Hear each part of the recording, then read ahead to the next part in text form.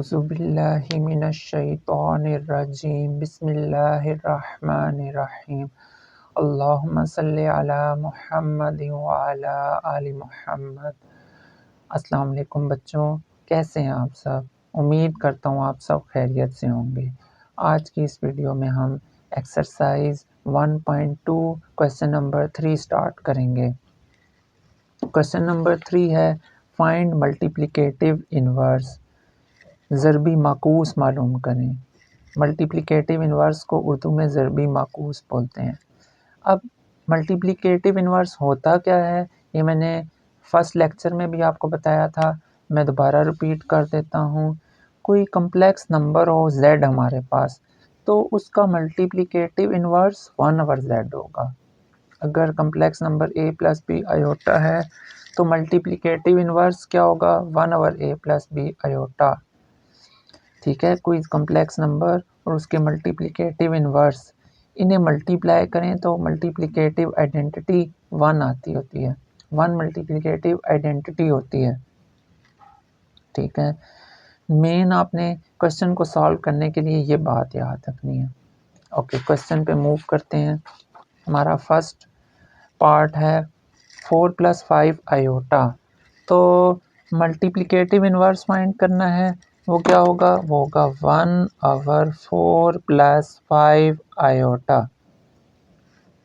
अब previous questions में बच्चों आपको मैंने बताया था कि हम लोग डिनोमिनेटर में आयोटा नहीं रखते होते, वो हमारे लिए मसला बनाता है। तो डिनोमिनेटर में इसको ख़त्म करने के लिए हम इससे क्या करते होते हैं? रैशनलाइज़ करते होते हैं। और वो कैसे करते होते हैं कि डिनोमिनेटर में 4 + 5 आयोटा है, तो आप इसे मल्टीप्लाई करेंगे 4 - 5 आयोटा, अगर 4 - 5 आयोटा के साथ। इसका ऑपोजिट साइन जो है ना, वो ऊपर और नीचे न्यूमरेटर और डिनोमिनेटर दोनों में आप मल्टीप्लाई करेंगे।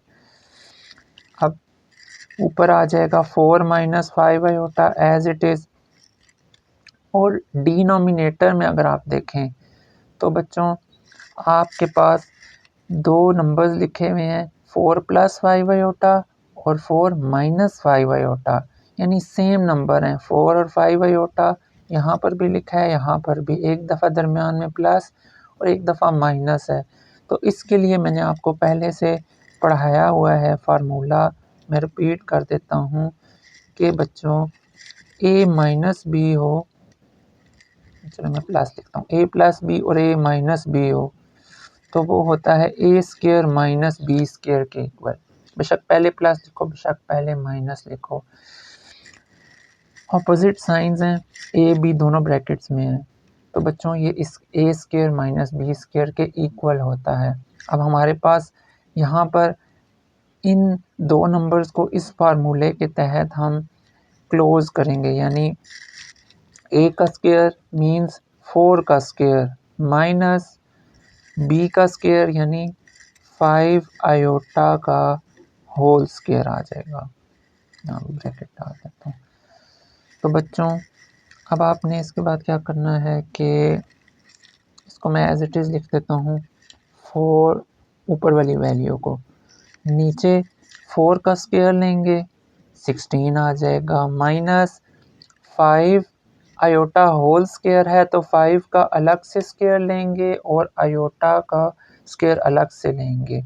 इन दोनों का 5 का स्क्वायर लेंगे 25 आ जाएगा और आयोटा स्क्वायर 7 आ जाएगा। ऊपर वाली वैल्यू इसी तरह लिखी, आयोटा स्क्वायर की वैल्यू पुट कर देंगे बच्चों, जो कि -1 होती है। ओके, अब हमें पता है ये माइनस और माइनस मिलके प्लस हो जाएगा, तो आपके पास हो जाएगा 16 + 25 और प्लस करने से कितना आ जाएगा बच्चों? 41 आ जाएगा। अब इस 41 को दोनों 4 रियल पार्ट के नीचे अलग से और इमेजिनरी पार्ट जो है 5 आयोटा उसके नीचे अलग से आप डिवाइड कर देंगे।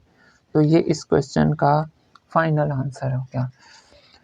सेकंड पार्ट पे चलते हैं। सेम मेथड है, मल्टीप्लिकेटिव इन्वर्स फाइंड करना है तो 1 के नीचे ये नंबर चला जाएगा। फिर आपको मैंने अभी बताया कि डिनोमिनेटर को रैशनलाइज करेंगे तो 6 माइनस 2 आयोटा और 6 माइनस 2 आयोटा, ये प्लस है तो इसका ऑपोजिट माइनस के साथ ऊपर नीचे आप हमेशा मल्टीप्लाई करेंगे। क्यों करेंगे? क्योंकि मैंने आपको बताया था कि डिनोमिनेटर में आयोटा हमारे लिए स्यापा बनाता है, तो हमने इसको ख़त्म करने के लिए रैशनलाइज किया। अब 1 के साथ कोई नंबर मल्टीप्लाई होएगा, क्योंकि ऊपर वाले के साथ और नीचे वाले के साथ मल्टीप्लाई होता है, तो 1 के साथ होके 6 माइनस 2 आयोटा आ जाएगा। डिनोमिनेटर में बच्चों वही जो प्रीवियस पार्ट में था कि a प्लस बी और a माइनस बी वाला फार्मूला लग जाएगा। यानी कि आपको मैं फार्मूला अगेन लिख देता हूँ कि a प्लस बी लिखा हो और a माइनस बी लिखा हो तो a square minus B square लिखेंगे। यहाँ पर आप लिखेंगे 6 स्क्वायर माइनस 2 आयोटा का होल स्क्वायर। अब बच्चों 6 का स्क्वायर क्या आ जाता है? पहले मैं ऊपर वाली वैल्यू लिख लेता हूँ, 6 माइनस 2 आयोटा ओवर 6 का स्क्वायर आ जाएगा 36 माइनस, अब ये 2 आयोटा का होल स्क्वायर है तो 2 का अलग से स्क्वायर लेना है और आयोटा का स्क्वायर अलग से लेना है। 2 का स्क्वायर 4 हो जाएगा और आयोटा स्क्वायर आप अलग से लिख देंगे। 6 माइनस 2 आयोटा ओवर 36 माइनस, और यहाँ पर आयोटा स्क्वायर की वैल्यू पुट कर देंगे, रीज़न भी दे देते हैं। बच्चों ये रीज़न का साइन होता है, ऊपर 2 डॉट और नीचे 1 डॉट हो, तो 6 माइनस 2 आयोटा ओवर 36 प्लस 4, क्योंकि ये माइनस माइनस प्लस हो जाता है। अब इन्हें ऐड करेंगे तो आपके पास आ जाएगा 6 माइनस 2 आयोटा ओवर 40, और ये 40 अलग अलग दोनों के नीचे, रियल पार्ट के नीचे अलग से डिवाइड होगा और इमेजिनरी के नीचे अलग से डिवाइड हो जाएगा। कैंसलेशन कर लें, 2 3 ज़ा 6 और 2 20 ज़ा 40 होता है, 2 1 ज़ा और 2 20 ज़ा, तो फाइनल आंसर क्या होगा? 3 ओवर 20। ठीक है बच्चों, माइनस आयोटा ओवर 20, ये आपका इसका फाइनल आंसर हो जाएगा। नेक्स्ट पार्ट पे मूव करते हैं। सेम मल्टीप्लिकेटिव इन्वर्स फाइंड करना है तो 1 ओवर 7 माइनस 3 आयोटा। मैंने शुरू में बताया था किसी भी कम्प्लेक्स नंबर का जो मल्टीप्लिकेटिव इन्वर्स होता है z है तो 1 ओवर z होगा, तो 1 ओवर ये नंबर आ गया कम्प्लेक्स नंबर। फिर मैंने आपको बताया कि डिनोमिनेटर में आयोटा ना हो तो उसको ख़त्म करने के लिए हमने माइनस था तो प्लस के साथ मल्टीप्लाई और डिवाइड करा दिया। ओके बच्चों, तो 1 के साथ मल्टीप्लाई होके 7 प्लस 3 आयोटा आ गया, और डिनोमिनेटर में जो प्रीवियस पार्ट्स में भी आपने किया था a माइनस बी और a प्लस बी वाला फार्मूला यूज़ हो जाएगा। मैं फिर लिख देता हूँ a प्लस बी और a माइनस बी किसके इक्वल होता है? ये होता है a square minus B square के। बच्चों बेशक पहले प्लस हो बेशक पहले माइनस हो, उससे फ़र्क नहीं पड़ता, तो ये हो जाएगा a का स्क्वायर यानी 7 का स्क्वायर माइनस b क्या है आपके पास? b की जगह 3 आयोटा है तो 3 आयोटा का स्क्वायर ले लेंगे। न्यूमरेटर वाली वैल्यू एज इट इज़ लिख दी। डिनोमिनेटर में 7 का स्क्वायर है वो 49 हो जाएगा और माइनस 3 आयोटा का होल स्क्वायर है तो 3 का अलग से स्क्वायर ले लेंगे और आयोटा का अलग से, तो 3 का स्क्वायर 9 आ जाएगा और आयोटा स्क्वायर 7 आ जाएगा।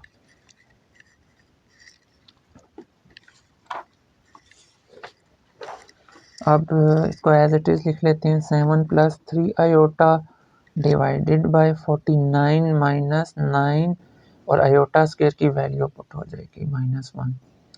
ये रीज़न आपने साथ मेंशन करनी है, iota square is equal to -1। ये रीज़न का साइन होता है, ऊपर 2 डॉट हो और नीचे 1 डॉट हो।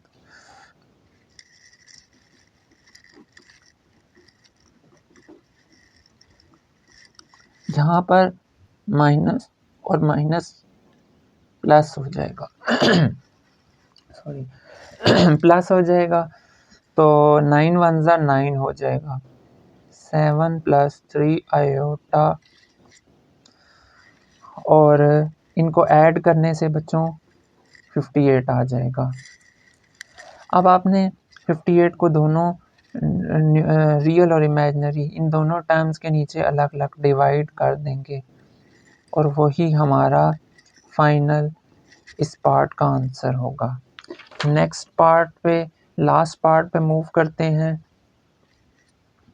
सेम मल्टीप्लिकेटिव इन्वर्स चाहिए ना, तो 1 के नीचे डिवाइड कर दें। फिर आपने इसको क्या करना है, रेशनलाइज करना है डिनोमिनेटर को। तो मल्टीप्लाई करेंगे √5 + 4 आयोटा डिवाइडेड बाय √5 + 4 आयोटा के साथ। तो बच्चों सेम मल्टीप्लाई बाय 1 हो रहा है, ऊपर वाली वैल्यू ऊपर वाली के साथ और नीचे वाली आपस में मल्टीप्लाई होंगी। 1 के साथ होगा तो एज इट इज़ आ गया। डिनोमिनेटर में जो प्रीवियस पार्ट्स में भी मैंने बताया था, a - b और a + b वाला फार्मूला यूज़ होगा। तो अब मैं a का स्क्वायर यानी √5 का स्क्वायर माइनस b क्या है 4 आयोटा, तो 4 आयोटा का स्क्वायर ले लें। ये स्क्वायर रूट से कट जाएगा और यहाँ पर इस टर्म का अलग से स्क्वायर लेंगे तो न्यूमरेटर वाली टर्म एज इट इज़ लिख कर आपके पास डिनोमिनेटर में 5 बच जाएगा। ठीक है, ये दोनों कट जाएंगे ना, और माइनस अब 4 आयोटा का होल स्क्वायर है तो 4 का अलग से स्क्वायर लेंगे और आयोटा का अलग से। 4 का स्क्वायर 16 और आयोटा का स्क्वायर 7 आ जाएगा। ये टर्म एज इट इज़ लिख कर डिनोमिनेटर में 5 - 16 और आयोटा स्क्वायर की वैल्यू पुट कर देंगे -1। ठीक है, ये रीज़न में मैं लिख भी देता हूँ। ये टर्म एज इट इज़ लिखिए 4 आयोटा और माइनस माइनस प्लस हो जाएगा, तो यहाँ पे आप प्लस लिख के साथ 16 लिखेंगे। इसको आप लिख सकते हैं प्लस करके 21, और ये जो 21 है ये इन दोनों रियल और इमेजिनरी टर्म्स के नीचे अलग अलग डिवाइड कर देंगे और वही आपका इस क्वेश्चन नंबर 3 के पार्ट नंबर 4 का फाइनल आंसर होगा।